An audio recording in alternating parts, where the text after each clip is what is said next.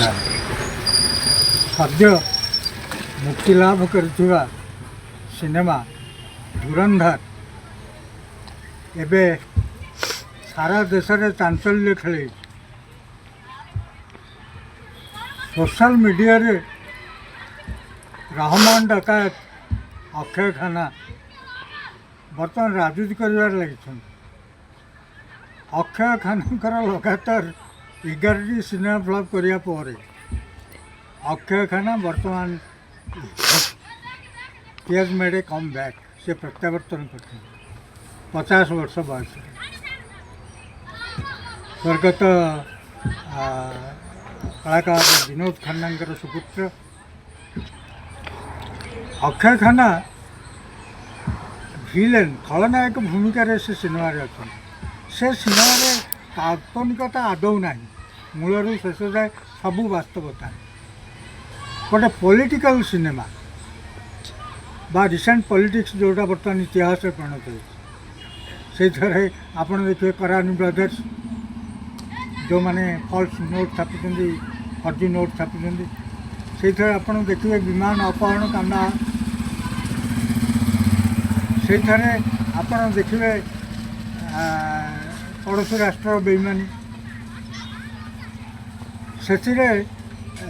सुंदर भाव political Bombay attack Taj Mahal hotel उपरे अटैक सब जगह यही सब घटनावली को सुंदर भाव धर महाशय जी डायरेक्टर तक सुंदर भाव रिप्रेजेंटेशन कर जिते प्रशंसा कले भी कम पड़ तेरे विलेन भाव अक्षय खानांकर अभिनय अति निखुण है मत लगिला जे 50 वर्ष पर आउ जड़े दिलीप कुमार सहित देखा अभिनय एत दमदार जो पारंपरिक रीति में विलेन जो स्वर शब्द करी आकाश पवन कंपाए कि ना कंप्लीट साइलेंस आदौ ओभर एक्टिंग नहीं से जहाँ कर